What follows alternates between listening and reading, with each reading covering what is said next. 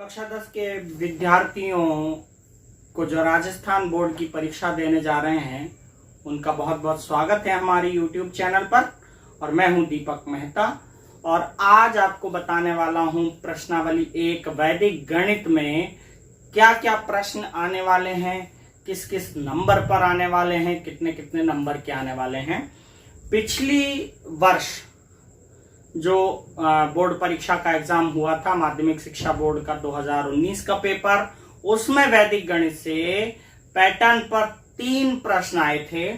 Question number 1, question number 2 और question number 11 पर।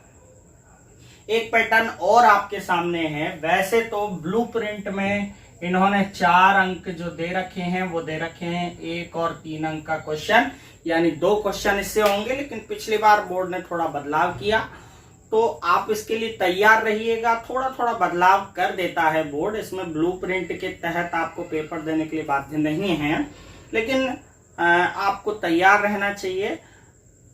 वैदिक गणित से चाहे 2 प्रश्न आए चाहे 3 प्रश्न आए, आपको सॉल्व करने आना चाहिए। वैसे इस बार जो है वैदिक गणित का सिलेबस थोड़ा सा कम कर दिया गया है, तो मुझे जहां तक उम्मीद है प्रश्न नंबर 1 और 16 पर 2 प्रश्न आने वाले हैं। पिछले साल प्रश्न नंबर 1, 2 और 11 पर 3 प्रश्न आए थे। ये दोनों 1-1 नंबर के थे और ये क्वेश्चन 11वें नंबर का जो है वो 2 नंबर का था। लेकिन इस बार 1 और 16 नंबर पर जो वैदिक गणित के क्वेश्चन आ सकते हैं उनके बारे में बता दूं मैं आपको। क्वेश्चन नंबर 1 पर आपको वर्ग, घन या वर्ग और घन में से कोई क्वेश्चन पूछा जा सकता है, और क्वेश्चन नंबर 16 में आपको भाग पूछा जा सकता है। निश्चित रूप से भाग पूछा जाएगा और 3 नंबर का वो क्वेश्चन होगा भाग का। भाग की 2-3 विधियां प्रचलित हैं, एक तो निखिलम और एक है आपकी ध्वजांक विधि और एक है आपकी परावर्त्य विधि। इन 3 विधियों में से क्वेश्चन निश्चित रूप से आ सकता है, इसलिए आप इनके लिए तैयार रहें। निखिलम, ध्वजांक और सूत्र, परावर्त्य से भाग, 3 नंबर का क्वेश्चन। क्योंकि उसका कारण है कि सिलेबस थोड़ा सा छोटा कर दिया है उन्होंने, एक ही प्रश्नावली में सारी प्रश्नावली को समेट दिया है। तो यहां से आप क्वेश्चन नंबर 16 हो सकता है देखें, निखिलम, ध्वजांक और परावर्त्य। मैं आपको आज भाग की विधियां बता देता हूं। बड़ा क्वेश्चन हम जल्दी तैयार कर लेते हैं, इसके बाद हम वर्ग और घन की ये जो सारी विधियां हैं वो मैं चैप्टर के ऊपर एक अलग से वीडियो बनाऊंगा, पूरा चैप्टर आपको पढ़ाऊंगा। लेकिन फिलहाल परीक्षा की तैयारी के लिए सबसे मेन क्वेश्चन अगर कोई है 3 नंबर का वैदिक गणित से, तो वो है भाग, निखिलम, ध्वजांक और परावर्त्य से। तो मैं आपको निखिलम, ध्वजांक और परावर्त्य से एक एक भाग तैयार करके बता देता हूं और फिर आपको तैयारी करनी है बहुत अच्छी। 3 नंबर का निश्चित रूप से आपका आ सकता है, ये मुझे विश्वास है।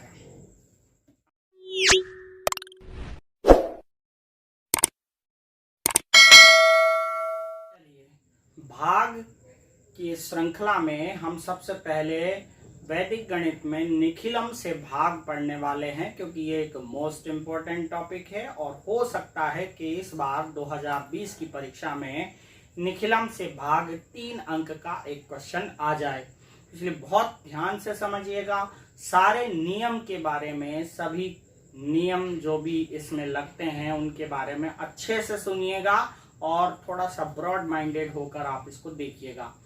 सबसे पहले मैं यहाँ एक संख्या ले रहा हूं 111034। इसमें भाग लगाया जा रहा है 889 का। अब 889 जो है वो भाजक है और ये जो संख्या है वो भाज्य है, ठीक है। तो सबसे पहले निखिलम में, क्योंकि आप जानते हैं आधार और उपाधार चलता है, तो निखिलम आधार, इसका जो आधार है हम देखें भाजक का, वो आधार ये आप देखिए 1000 के पास की संख्या है, तो लगभग इसका आधार जो है यानी बेस 1000 होगा। और इसका विचलन हम निकाल लेते हैं। विचलन डेविएशन होता है, तो डेविएशन हम निकालेंगे। 1000 में से 889 को माइनस करें तो हमें 111 प्राप्त, या जो संख्या हमारे पास मौजूद है वो कम होती है तो विचलन हमेशा नेगेटिव आना चाहिए, लेकिन यहाँ पर हम विचलन पॉजिटिव में ही लेंगे। निखिलम में जो विचलन है वो पॉजिटिव ही होगा, 111, ये नेगेटिव आना चाहिए था। चलिए, आधार और विचलन निकालने के बाद हमें जो पेज है उसको 2 लाइनें खींचकर डिवाइड करना होगा 3 भागों में। ये हमारा पहला भाग होता है, ये दूसरा भाग होता है और ये तीसरा भाग कहलाता है। फिर हमें थोड़ा सा गैप दे करके नीचे एक लाइन खींचनी पड़ेगी इस तरह से, और एक और लाइन हमें नीचे खींचनी पड़ेगी। इस तरह से हमें इस भाग का डेकोरम बनाना होगा, जिसमें 3 पार्ट करेंगे, 1 2 3। ये 3 पार्ट 2 लाइनें खींचकर होंगे। इसके बाद अब हमें यहाँ पर देखना होगा कि आधार में कितने शून्य अर्थात 0 हैं।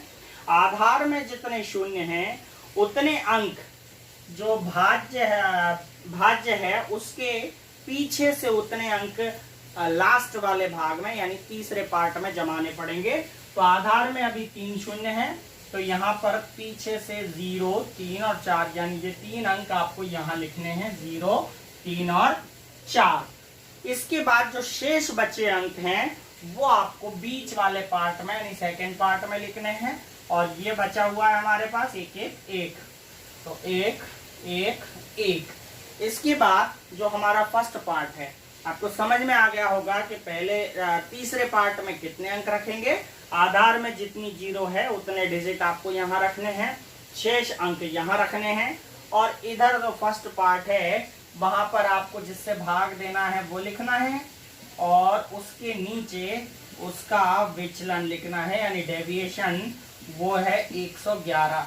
इस तरह से सवाल को जमाने के बाद अब आपको ये सीखना है कि ये सवाल किस तरह से होगा।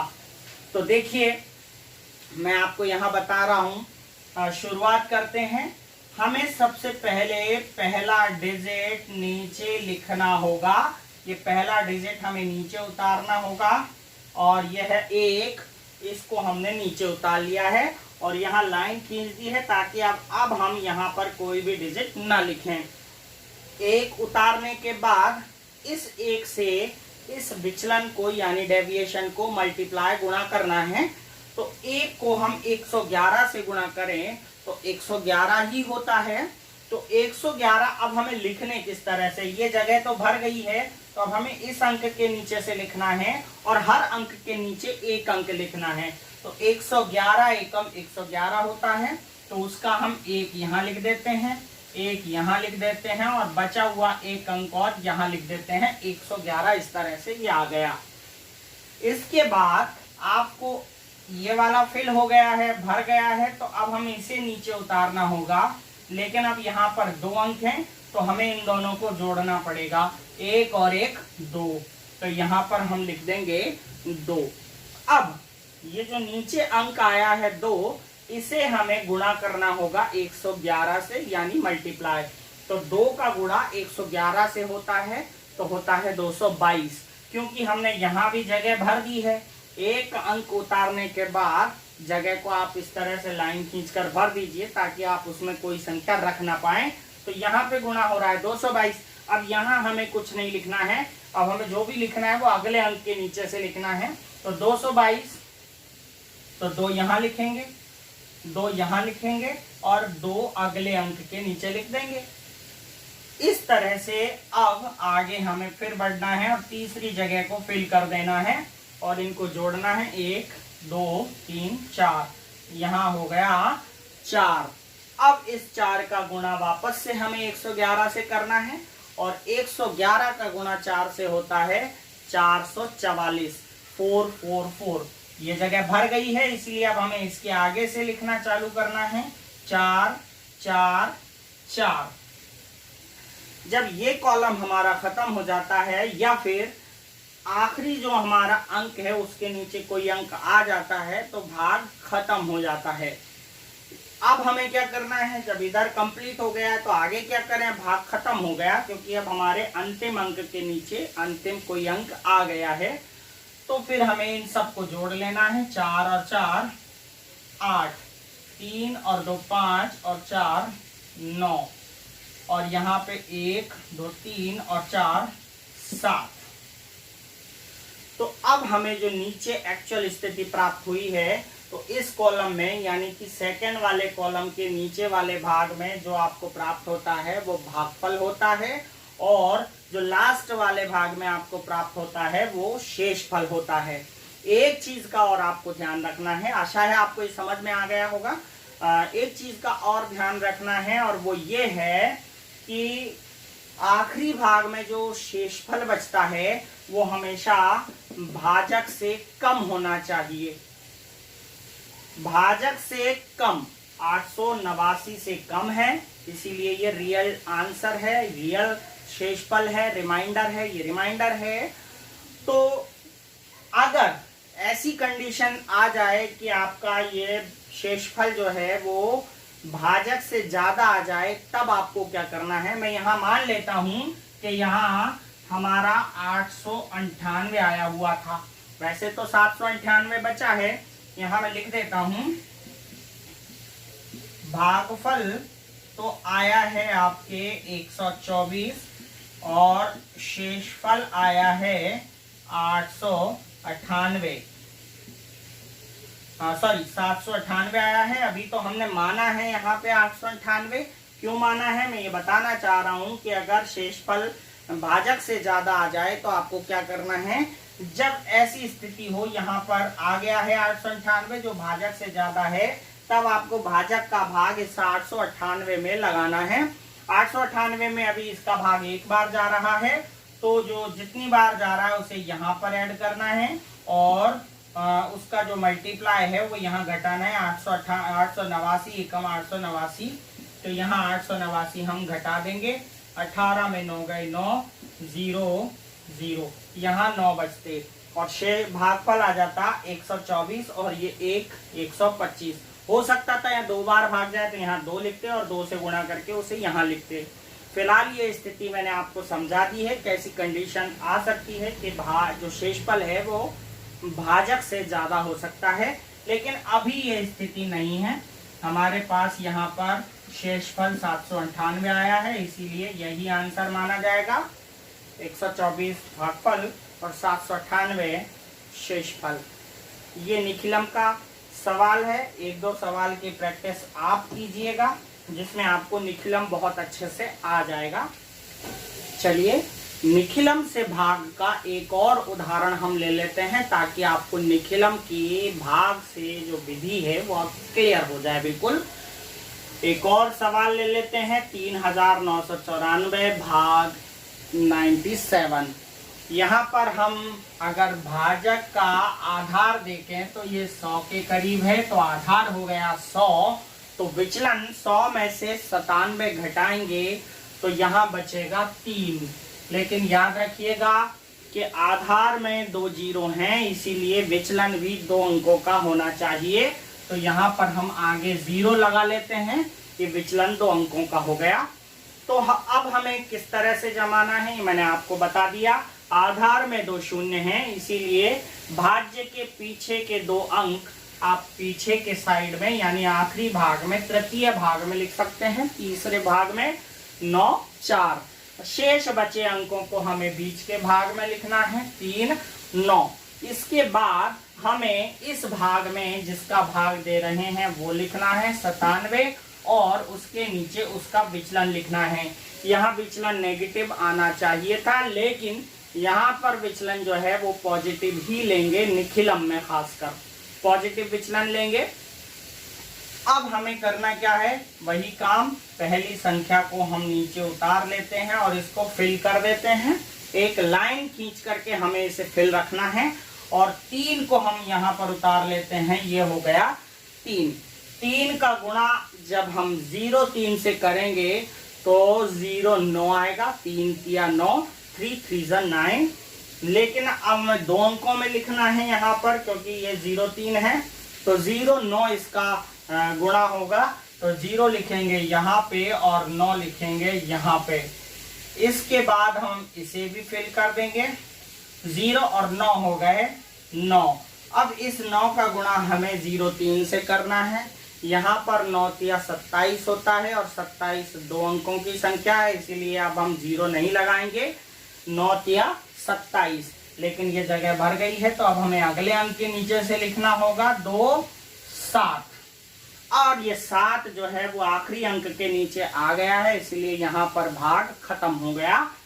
तो अब हम लास्ट वाले भाग को जोड़ लेते हैं। 7 और 4 11, 11 का 1 हासिल 1, 9 9 18 और 1 19 20 21, ये हुए 211।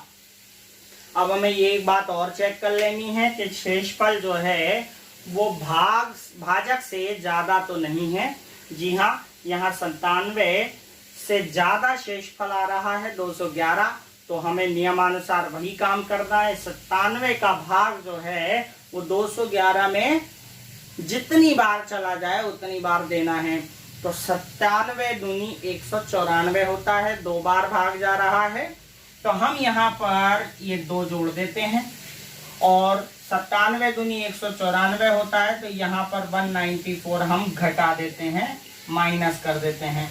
तो ये हो गया आपका 39 और 2 41, और यहाँ पे घटाएंगे तो ये बचा आपका 11 में से 4 गए 7, और यहाँ 10 में से 9 गया 1, 17 बच रहा है। तो इस तरह से अब जो शेषफल आया वो भाजक से कम है। जब तक भाजक से शेषफल कम नहीं आएगा फिर आपको उसको हल करना है, इस तरह से भाग लगाकर। तो यहाँ भागफल आ गया 41 और शेषफल आ गया, यानी रिमाइंडर आ गया है 17। इस तरह से ये निकलम के सवाल आशा है आपको समझ में आ गए होंगे। अब हम चलते हैं इसी की दूसरी विधि परावर्त्य पर, क्योंकि परावर्त्य और ये दोनों सेम विधियां हैं, बस एक ही अंतर होता है, आप ध्यान रख लीजिएगा। निखिलम में आधार से वैसे छोटी ही संख्या आएगी और जो आधार विचलन है वो हमेशा पॉजिटिव आएगा, लेकिन परावर्त्य में उल्टा होगा।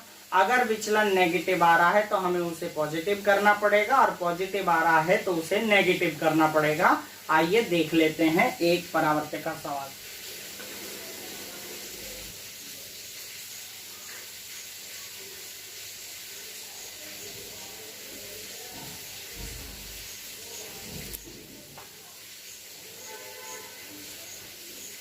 तो देखिए संख्या है 2112 भाग चिन्ह 97। हम यहाँ पर क्योंकि परावर्त्य विधि कर रहे हैं, सेम निकलम की तरह है, वही 2 डंडे खींच करके 3 भाग करने हैं, उसी तरह से हर भाग में सवाल को जमाना है जैसे निकलम में जमाया था। यहाँ पर हम आधार देखें तो इस 97 का आधार 100 है और विचलन 0,3 है, लेकिन क्योंकि निखिलम में तो हम विचलन पॉजिटिव ही लेते हैं, लेकिन यहाँ पर विचलन जैसा भी होगा, अगर ये नेगेटिव है तो यहाँ पर बार लगाकर इसे नेगेटिव मान लेते हैं कि ये नेगेटिव विचलन है। निखिलम में याद रखिएगा नेगेटिव विचलन भी पॉजिटिव रहेगा, लेकिन इसमें नेगेटिव विचलन है तो नेगेटिव ही रहेगा और पॉजिटिव है तो पॉजिटिव ही रहेगा। लेकिन इसके अलावा एक चीज और आती है इसमें, वो आती है परावर्त्य अंक। परावर्त्य अंक जो है वो इसका विपरीत होगा विचलन का। अगर विचलन नेगेटिव आ रहा है तो परावर्त्य अंक पॉजिटिव करना है, और विचलन अगर पॉजिटिव आ रहा है तो परावर्त्य अंक नेगेटिव करना है। अभी यहाँ पर नेगेटिव आ रहा है तो परावर्त्य अंक जो है वो पॉजिटिव हो जाएगा, यानी कि माइनस का प्लस हो जाएगा। तो अब हम जमाते हैं सवाल को। आधार में 2 शून्य हैं तो पीछे से 2 अंक हम लास्ट वाले भाग में लिख लेते हैं और शेष अंक हम बीच वाले भाग में लिख लेते हैं 21 और 12। फिर हमें सवाल लिखना है, यहाँ पर भाजक 97, यहाँ पर विचलन लिखना है और वो है 0,3 नेगेटिव। लेकिन हमें नीचे एक चीज और लिखनी है, परावर्त्य अंक। और परावर्त्य अंक जो एक्चुअल है, अगर नेगेटिव विचलन है तो पॉजिटिव परावर्त्य अंक होगा, और पॉजिटिव विचलन है तो नेगेटिव परावर्त्य अंक होगा। तो परावर्त्य अंक अभी 3 आया है, वो पॉजिटिव में है 0, 3। अब वही काम हमें करना है, 2 हमें नीचे फिल करना है, ये 2 और 2 का गुणा अब हमें विचलन से नहीं करना है, यहाँ पे परावर्त्य अंक से होगा। बस केवल यही अंतर है, सवाल वैसा का वैसा है। 3 दूनी 6, तो हमें 0, 6 लिखना पड़ेगा। फिर हम इस 1 को भी उतार लेंगे, 1 का 1, और इस 1 का गुणा हम 0, 3 से करेंगे। 0 यहाँ लिखेंगे और 3 यहाँ लिखेंगे, भाग खत्म हो गया, क्योंकि आखिरी अंक के नीचे कोई अंक आ गया। 3 और 2 यहाँ पर हो गए 5, 6 और 1 यहाँ हो गए 7। यहाँ पर जो शेषफल है वो भाजक से कम है, इसीलिए यही शेषफल माना जाएगा। तो 21 तो इसका भागफल हो गया और 75 इसका शेषफल हो गया। चलिए परावर्त्य का एक और उदाहरण हम देख लेते हैं। 13,385 भाग चिन्ह 131। यहाँ पर हम आधार लेते हैं, क्योंकि ये जो भाजक है वो भी 100 के आधार वाला है, 100 के आसपास है, तो हम आधार लिख लेते हैं 100। यहाँ पर विचलन क्योंकि पॉजिटिव आने वाला है, 31, 131 में से 100 गए तो 31 जो है वो पॉजिटिव विचलन होगा, और जैसा विचलन होगा वैसा ही रखना है। पॉजिटिव है तो पॉजिटिव लेना है, नेगेटिव है तो नेगेटिव लेना है। याद रखिएगा, निखिलम में विचलन नेगेटिव आ रहा हो तब भी हमें उसे पॉजिटिव ही रखना है, लेकिन परावर्त्य में जैसा विचलन आएगा वैसा रखना है। नेगेटिव है तो नेगेटिव और पॉजिटिव है तो पॉजिटिव। इसके बाद हम परावर्त्य अंक में उसे बदलते हैं। अगर नेगेटिव विचलन है तो पॉजिटिव कर देते हैं, यहाँ पर पॉजिटिव विचलन है तो इसे नेगेटिव कर देंगे, यानी कि 3, 1। यहाँ पर अपन इसको माइनस, अलग अलग माइनस या ऊपर बार लगाकर इसको ऋणात्मक प्रदर्शित कर देते हैं इस तरह से, तो ये विचलन हो गया नेगेटिव। अब हम वैसे ही जमाते हैं, आधार में 2 0 हैं, तो पीछे के 2 अंक हमें लास्ट में ही लिखने हैं, 8 और 5।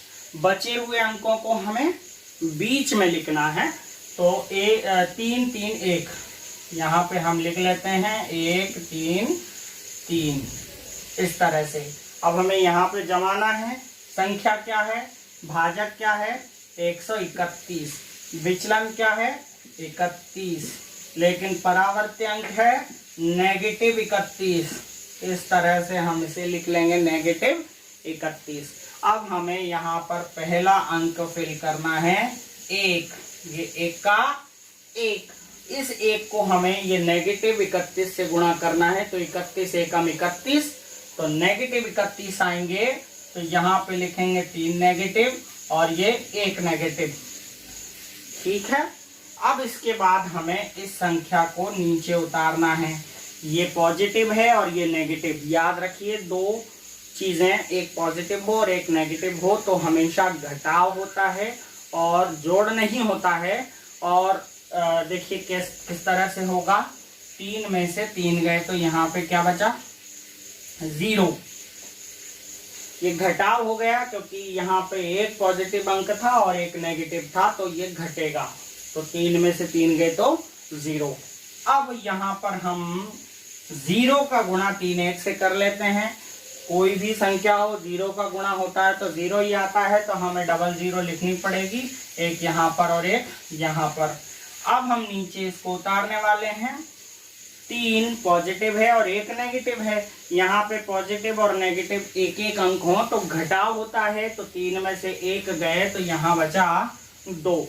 अब इस 2 का गुणा हमें 31 से करना है। 31 दूनी 62 होता है। ये नेगेटिव है इसीलिए 62 नेगेटिव आएंगे, तो यहाँ पर 6 नेगेटिव और 2 नेगेटिव। यहाँ क्योंकि आखिरी अंक के नीचे अंक आ गया है इसलिए भाग खत्म है। अब हमें फॉर्मेलिटी करनी है। 5 में से 2 यहाँ पे भी घटेंगे क्योंकि एक पॉजिटिव एक नेगेटिव है। कितने बचे 3। 8 में से यहाँ 6 जाएंगे, यहाँ बचे 2। इस तरह से हमारे बीच वाले भाग में आता है 102, उसे हम भागफल कहेंगे। और लास्ट वाले भाग में 23 आता है, जो हमारे भाजक से कम है, इसीलिए ये शेषफल है यानी रिमाइंडर है। इस तरह से हमें परावर्तकीय विधि का ज्ञान हो चुका है। चलिए अब हम यहाँ पर एक और भाग की सबसे महत्वपूर्ण विधि देख लेते हैं, जिसे हम ध्वजांक के नाम से जानते हैं। जी हाँ, ध्वजांक का पूरा अर्थ अगर आप समझें तो उसका सीधा सीधा अर्थ होता है ध्वज जैसा अंक, यानी कि ध्वजांक। ध्वज आपने देखा ही होगा, एक तरह से डंडे के ऊपर झंडा लगा होता है। ये जो झंडे जैसा अंक आप देखोगे वह ध्वजांक होगा। मैं आपको समझा देता हूँ। यहाँ 91 है तो हम यहाँ 9 को डंडे की तरह ले लें और 1 को ऊपर लगा दें तो ये झंडे की तरह हो जाएगा। इस तरह ये हमारा ध्वजांक कहलाएगा। आप समझ गए होंगे कि ध्वजांक किसे कहते हैं, तो यही ध्वजांक विधि है। अब हम समझते हैं इस सवाल को। ध्वजांक में भी हमें 3 पार्ट करने हैं। बीच वाला पार्ट हमारा, जैसे 2 डंडे खींचने हैं हमें, एक ये और एक ये। बीच वाला पार्ट हमें थोड़ा सा बड़ा करना है और ये जो लाइन है, ये आड़ी जो लाइन है, हमें ऊपर से ही खींचनी है अब की बार। और हमें ये नीचे वाली लाइन इस तरह खींचनी है। अब हम इसको जमाना सीखते हैं कि किस तरीके से ध्वजांक वाले सवाल को जमाया जाता है। मैं यहाँ पर मुख्यांक और ध्वजांक के बारे में आपको बता देता हूँ। जी हाँ, मैंने आपको जैसा कि बताया कि 9 के ऊपर अगर हम 1 लिख दें तो ये डंडा होता है और ये झंडे की तरह होता है, यानी ध्वज की तरह होता है। इसीलिए इस वाले अंक को हम ध्वजांक कहते हैं और ये नीचे वाले अंक को हम मुख्यांक कहते हैं। तो मुख्यांक हमारा भाजक का हुआ 9 और ध्वजांक हुआ 1। अब हम इसे कैसे जमाते हैं ये देख लीजिए। 9 और 1 इस तरह से यहाँ लिखे जाते हैं ध्वजांक की तरह। 9 मुख्यांक को नीचे लिखेंगे और 1 को ऊपर लिखेंगे पहले भाग में। इसके बाद क्योंकि ध्वजांक हमारा 1 अंक का है, इसीलिए भाज्य का 1 पीछे का अंक हम लास्ट में लिखते हैं, ये 5। ध्वजांक का 1 अंक हम पीछे लिखेंगे, शेष अंक हमारे बीच में लिखे जाएंगे 1, 2, 3 और 4। इसको हम चाहें तो बहुत छोटा सा लिख सकते हैं, ये इस तरह से। इस तरह से हमें डब्बे खाने बनाने हैं और उसमें हमें ये जमाना है। जमाना आप समझ गए होंगे। अब हम सवाल की शुरुआत करते हैं। तो मैं यहाँ आपको संकेत के रूप में बता देता हूँ। संकेत में आपको 5 शब्द लिखने हैं। भाग, भागफल, शेषफल, नया भाज्य और संशोधित भाज्य।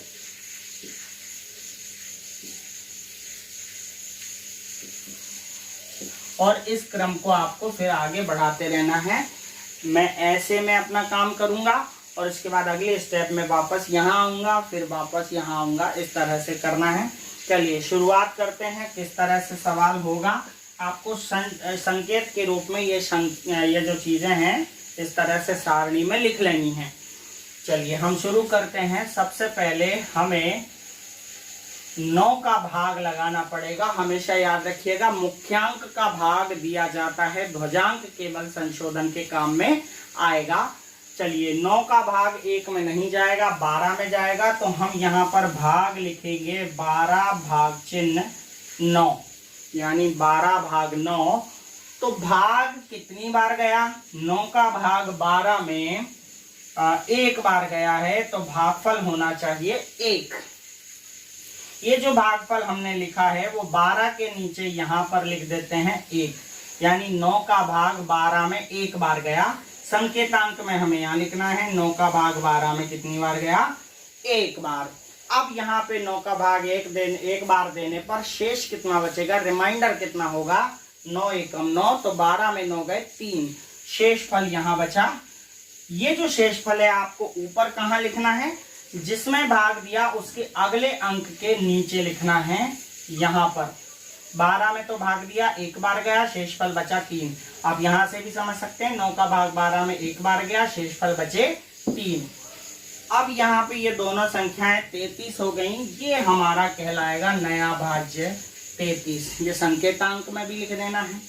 अब हमें यहाँ संशोधन करना है, 33 का कुछ घटाना है। और घटाते क्या है, ये जो हमारा पहला भागफल आया है, पहला अंक, उसको ध्वजांक से गुणा करके घटाएंगे। तो 1 का 1 से गुणा हुआ तो आया 1। और अब इस तरह से 33 में से 1 घटाने पर बचे 32। इस तरह से एक स्टेप कंप्लीट होगी। अब वो जो 32 हैं वो आपको यहाँ लिखने हैं, यहाँ पर। और हमें फिर से भाग लगाना है 32 में 9 का। यहाँ पर 33 की जगह अब 32 हैं, तो 9 का भाग हम 32 में लगाएंगे तो कितनी बार जाएगा, 9 एकम 9, 9 दूनी 18, 9 तिया 27, 3 बार जाएगा। तो यहाँ पर अब की बार भागफल आएगा 3। 33 में भाग लगाया है, इसीलिए यहाँ भागफल भी ये वाला यहाँ लिख देंगे। अब 9 तिया 27 होता है, 32 में लगाया है, तो 32 में से 27 गए तो बचे 5, यानी शेषफल होगा हमारा 5। ये शेषफल हम अगले अंक के नीचे लिख देंगे, तो नया भाज्य बन जाएगा 54। अब हम 54 का संशोधन करेंगे। संशोधन के लिए अब हमें भागफल के अगले अंक को ध्वजांक से गुणा करके घटाना है। 3 एकम 3, तो ये 3 घटा देंगे, अब बचे 51। तो हमें जो शेषफल बचा है, उस नया भाज्य जो आया है संशोधित, उसमें भाग लगाना है 51 में 9 का। यहाँ पर दिख 54 रहे हैं, लेकिन संशोधन होने के बाद 51 बचे, मतलब 51 में भाग लगाना है। तो 9 का भाग जाएगा 9 पंज 45। तो ये 54 में भाग लगाया है, इसीलिए यहाँ पे 5 जितनी बार गया वो यहाँ लिख देंगे।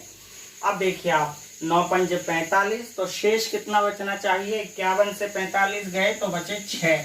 ये 6 आपको अगले अंक के नीचे लिखना है। तो जो नया भाज्य है वो हो गया 65। अब अंतिम चरण में अगर हम चले जाते हैं तो हमें बस शेषफल प्राप्त हो जाता है, भाग खत्म हो जाता है। तो हमें यहाँ 65 का संशोधन करना है और इस 5 का 1 से गुणा करके घटाना है, तो ये आ गया 60। तो हम यहाँ लिखेंगे 65 माइनस 5 बराबर 60। यहाँ पे हम इसे भी क्लोज कर देते हैं और यहाँ लिख देते हैं भागफल बराबर, ये बीच वाले हिस्से का जो आंसर है वो भागफल है 135 और शेषफल है 60। आशा है ध्वजांक की ये विधि आपको समझ में आ गई होगी। एक उदाहरण और मैं ले लेता हूं और इसके बाद आपसे कहूंगा कि आप भी सीखें, करके देखें, जरूर देखें। चलिए, ध्वजांक से भाग का ये महत्वपूर्ण टॉपिक है। एक सवाल मैं आपको बता चुका हूं बहुत अच्छे तरीके से। जिनको समझ में नहीं आया वो एक बार और देख सकते हैं। मैं एक और उदाहरण लेकर के आपको बता रहा हूं, और अगर फिर भी समझ में ना आए तो आप कोशिश कीजिएगा, कमेंट करके मुझे ज़रूर बताइएगा, क्योंकि डॉक्टर को जब तक हम अपना दर्द नहीं बताते हैं तब तक हमें उस दर्द की दवाई नहीं मिलती है। आशा है शिक्षक को भी आप इसी तरह समझेंगे और ज़रूर मुझे बताएंगे कमेंट करके। चलिए हम अगला सवाल देख लेते हैं। 58,764 हमें भाग करने हैं 59 से। मैं एक बार देख लेता हूं। जी हाँ, 58,764 में हमें 59 का भाग लगाना है। तो अब हम उसी तरह जमाएंगे। यहाँ पर हम 59 को मुख्यांक जो है हम आगे वाला लिखेंगे और पीछे वाला ध्वजांक लिख लेंगे और इसे इस तरह जमा देंगे 5 के ऊपर 9। इसके बाद हमें आखिरी अंक जो भाज्य का है वो 4 है, वो पीछे लिखना है और बचे हुए अंकों को बीच में लिखना है। 5, 8, 7, 6। अब हम भाग देना शुरू करते हैं। तो देखिए किस तरह से देंगे। यहाँ पर हम 5 का भाग 5 में लगाएं एक बार तो बचेगा 0। 0 होगा 8, यानी यहाँ पर नया भाज्य 8 हो जाएगा। अगर यहाँ पर एक बार भाग जा रहा है तो 9 घटाने पड़ेंगे और 8 में से 9 घटाने पर नेगेटिव मान आएगा। ये हमारे भाग में ग्रहण करने योग्य बात नहीं है। तो फिर क्या करना चाहिए? फिर हमें 5 का भाग 5 में एक बार भी ना दें तो फिर हमें क्या करना चाहिए? फिर हमें 58 में भाग देना चाहिए 5 में ना दे करके। तो हम यहाँ पर 58 में भाग दे रहे हैं 5 का। अब आप कहेंगे 58 में 5 का भाग जो है वो पूरी 10 बार भी जा रहा है, 11 बार भी जा रहा है, 11 पंच 55। लेकिन मैं आपको यहाँ कहूंगा अगर भाग 10 बार जा रहा है तो भी आपको 10 बार नहीं देना है। कम से कम आपको ज्यादा से ज्यादा आपको 9 बार ही भाग देना है। तो यहाँ पर 5 का भाग 58 में 5 नंबर 45, 9 बार ही जाएगा, ये 9। तो यहाँ पर 58 में हम 9 ये वाले यहाँ लिख देते हैं। 5 नंबर 45, शेष फल कितना बचा? 58 में 45 गए तो शेषफल बचा 13। तो यहाँ शेषफल 13 लिख देते हैं, यहाँ भी 13 लिख देते हैं। नया भाज्य कहलाएगा 137। अब 137 का हम संशोधन कर लेते हैं। क्या घटाना है? अब हमें ध्वजांक और भागफल के पहले अंक का गुणा। 9 नम्मा 81 हमें घटाने हैं। तो क्या बचेगा? 7 में 8 गए 6, 13 में से 8 गए तो 5 यानी 56। तो दूसरा भागफल हमें 56 में लगाना है 5 का भाग। अब वही कंडीशन यहाँ आ रही है, यहाँ भी 10 बार जा रहा है, 11 बार जा रहा है, लेकिन 10 और 11 बार हमें नहीं देना है, हमें केवल देना है 9 बार। तो 5 नंबर 45, फिर यहाँ 9 आ गए तो 137 के नीचे भी 9 लिख देते हैं। और यहाँ पर शेषफल बचा अब 11, क्योंकि 56 में से 45 जाएंगे तो 11 बचते हैं। तो शेषफल 11 हो गया। अब ये शेषफल हमें अगले अंक के नीचे यानी 6 के नीचे लिखना है 11। तो इस तरह नया भाज्य प्राप्त हो जाएगा 116। तो ये 116 हो गया। 116 में अब हमें संशोधन करना है इस दूसरे अंक और ध्वजांक के गुणनफल से घटाकर। तो 9 नम्मा 81 यहाँ भी घटते हैं। अब यहाँ बचते हैं आपके 6 में से 1 गया तो 5 और 11 में से 8 गए तो 3 यानी कि 35। तीसरा हम 35 में भाग लगाते हैं 5 का। यहाँ आप देखना कि पूरी बार भाग जा रहा है 5 7 35, लेकिन क्या हम बाद में संशोधन कर पाएंगे वो देख लेते हैं। शेषफल 0 बचा के यहाँ अगर हम 7 बार भाग देते हैं तो शेषफल 0 बचता है, तो नया भाज्य 4 हो जाएगा। 4 में 7 नाम 63 नहीं घटेंगे, इसलिए संशोधन नहीं हो पाएगा। इसीलिए हमें भाग 1 कम बार देना पड़ेगा। यहाँ इस बात को आप ध्यान रख लीजिएगा। अगर संशोधन नहीं हो पा रहा है तो भाग को 1 बार कम कर दीजिए। तो हमें यहाँ पर 7 बार की बजाय भाग कितनी बार देना पड़ेगा? 6 बार। तो 5 छंग 30, यहाँ 6 लिख देते हैं। 5 छंग 30, तो शेषफल बचा 5, तो ये शेषफल हो गया 5। अब हमें इसे लिखना है अगले अंक के नीचे।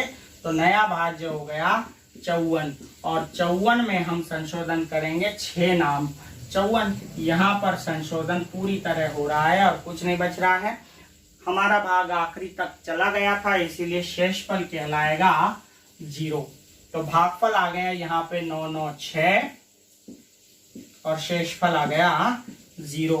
इस तरह से ध्वजांक की ये विधि यहाँ पर कंप्लीट होती है। कोई समस्या है तो आप जरूर मुझे बताइएगा, मुझे संतुष्टि होगी। धन्यवाद।